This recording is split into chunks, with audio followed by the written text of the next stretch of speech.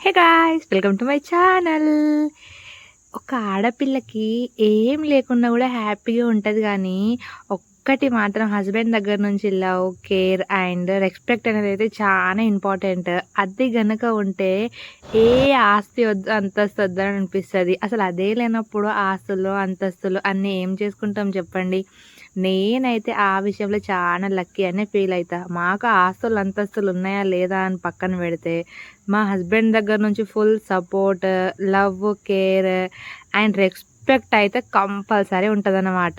So, నేనైతే చానా అంటే చానా హ్యాపీగా ఫీల్ అయితా ఆ విషయంలా. అండ్ వీడియోకొచ్చేసైతే మేమైతే హాస్పిటల్‌కెళ్ళినాం. అది గూడా నైట్ అయిపోయిందనమాట. దగ్గర దగ్గర 5 అయిపోయింది. నేనిప్పుడు అర్జెంట్‌గా హాస్పిటల్‌కెళ్ళాలి. చిన్నుని తీసుకెళ్ళాలంటే, మా బావ ఫీల్డ్ నుంచి ఎట్లుంటే అట్లా వచ్చేసిండు.